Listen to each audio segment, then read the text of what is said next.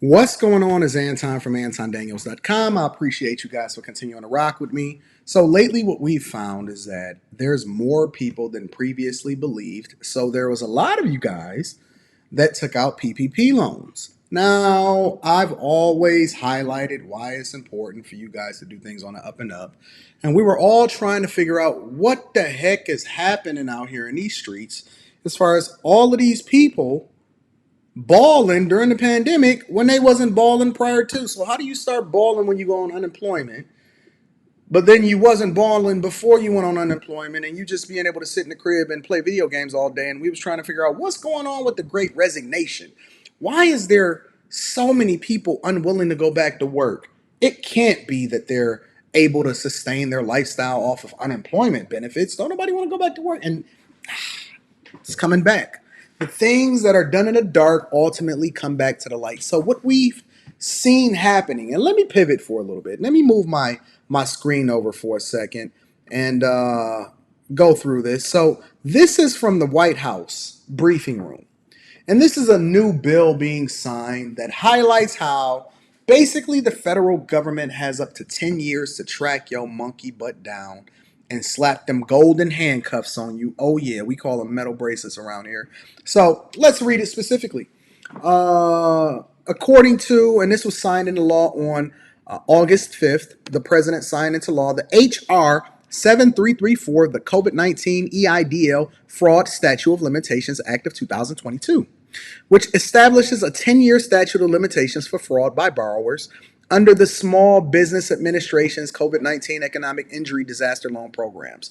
So basically what they're telling you is that even if we don't get you tomorrow, even if you wake up 2 years from now and you're feeling comfortable, we're going to come and hunt you down, because as soon as we get around to you, the statute of limitations is 10 years before we get our money back and we get you in these metal bracelets. All right. Thank you to representatives. Y'all can thank your local representatives that you voted in the office. The PPP and Bank Fraud Enforcement Harmonization Act. Doesn't it sound lovely? Of 2022, which establishes a 10-year statute of limitations for fraud by borrowers under the Small Business Administration's Paycheck Protection Program. Thank you to all of these representatives, your local governors, your local Senate, your local Congress, all of these people that are dedicated to seeing that you get in. Now, here's the caveat, right? And so if we go over, these are some of the wealthiest people, and these are the ones that truly took advantage of it, but they did it legally. So Tom Brady, Khloe Kardashian, Reese Witherspoon, Kanye, Nancy Pelosi, and her husband, a local legislator, say it ain't so, took millions in PPP loans, and nearly all have been forgiven. So let's go down, right? Let's see what they got to say. The companies of the mega rich celebrities, the companies, meaning that it's incentivized for you to have businesses with legitimate employees, meaning that you're reinvesting into your companies and you're making sure that you keep people employed. The companies of mega rich celebrities, including billionaires Kanye West and Jay-Z, received millions in government PPP loans. In virtually every case, the A-listers have been let off the hook by paying back the full amount. Well, it's not that they've been let off the hook. It means that, again, the government incentivizes people that's actually doing things legally to be able to get these type of loans. Now, Anton didn't take out any PPP loans for any of the companies that I have because I didn't need them. I didn't have that many employees. It wasn't necessary. And I just wanted to stay away from them. I'm going to be honest with you. It was too many people that was doing too many egregious things. And every time I seen it, I said, you know what? I don't want to be a part of it. I don't even want the requirement that comes along with it. We good. We getting this money. We going to get this bag and we going to continue to win. As a matter of fact, we thrived during the pandemic, but that's a completely different story. For the first time, they can reveal the exact amounts that these wealthy companies got through the Paycheck Protection Program. In all but two of the cases they examined, the company was forgiven despite the star owners being multimillionaires and statuses of others is unknown. Just because you're a millionaire don't mean that you have to use your own personal net worth and resources in order to keep the company afloat. The Loan Protection Program cost U.S. taxpayers almost $1 trillion, basically. 15% around those claims were fraudulent, which was about $76 billion and counting. It was acclaimed It was claimed that after the first round of PPP loans, up to 90% of ethnic minority business owners were unsuccessful at getting the loan and were at the end of the line. Really, it was people that was finessing and trying to finesse, all right? Showed a disproportionate amount of white people in rich areas being approved for the loan, yet celebs and their businesses had no problem. So let's go through some of the people. Jared Kushner, $800 million net worth, allegedly, got a $3 million PPP loan forgiven. Yay. $2.3 million forgiven. Jay-Z, net worth of $1.3 billion, $2 million associated with the companies that he's aligned with, unknown. Either they paid it back or they forgiven. Diddy, $2 million, forgiven. Paul Pelosi, which is Nancy Pelosi's husband, 1.7, forgiven. Khloe Kardashian, keeping up with the Kardashians, $1.2 million, forgiven. Jeff Koons, don't even know who that is, but got over $1 million forgiven. Reese Witherspoon, almost $1 million. Tom Brady, good old Brady, brung Tampa Bay on up. Got a $960,000 loan forgiven. Kanye West's 106 staff for Yeezy, borrowed 2.3 with 1.7 forgiven, or 1.7 being spent on the staff. Adidas profits increased during the pandemic from 1.3 billion to 1.7 billion, a rise of 31%. Shout out to the government that was incentivizing us to go ahead and get these loans. Some of y'all got finesse. Let's see, a subsidiary of Yeezy borrowed $15,000 from one employee. All was forgiven but $147. Kanye's one-time sister-in-law, Khloe, 1.2, so on and so forth. So we know that all of these people, look at them. Let's have a good time. Puff got his teeth done? I'm going to have to go and get my teeth done. Look at Tom Brady and his guy from TB2, Reese Witherspoon. Oh, look at them. They went ahead and they finessed. They got to that bag. I can't blame them. They taking care of business. They did it legally. Listen, this is what the tax laws and our legislative branches are incentivizing us to go about doing. Remember, 10 years statute of limitations. Let's pivot.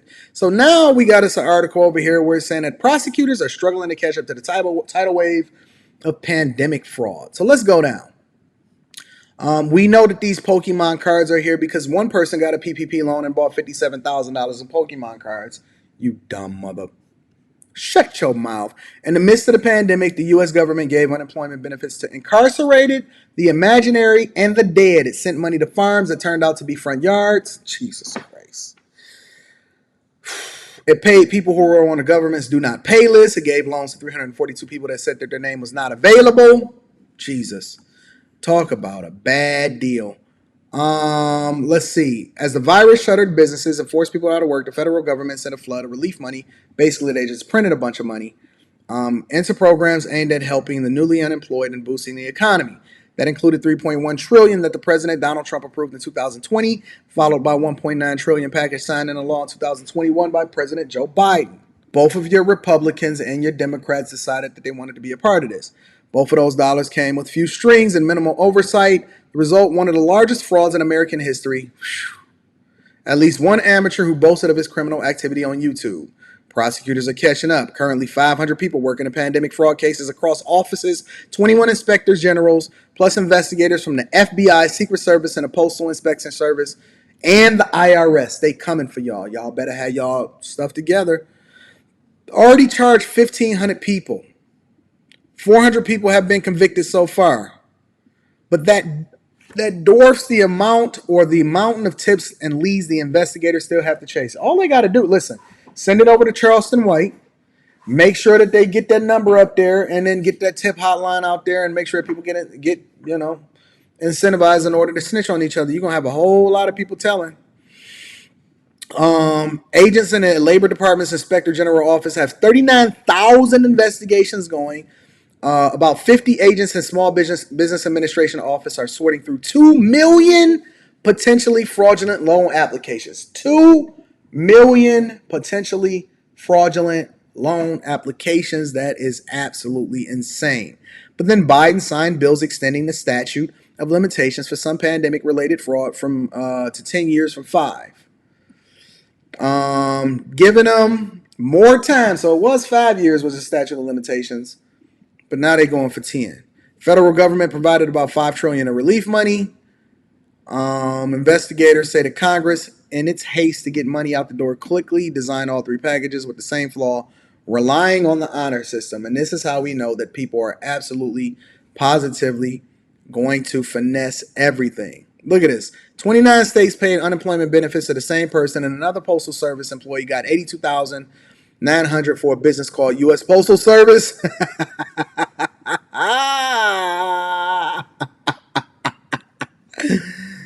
Oh my gosh, they coming for y'all.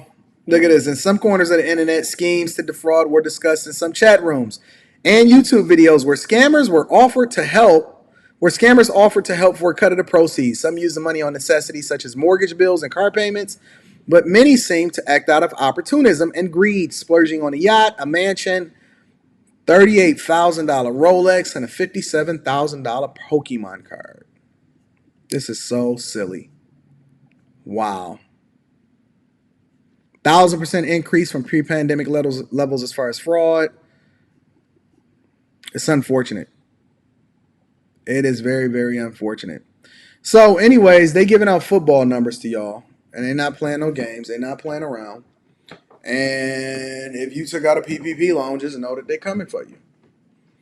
They're going to take their time. They're going to figure it out, and they're going to make sure that you, my friend, you are going to be at the forefront of and the face of the people that are frauding and doing the most.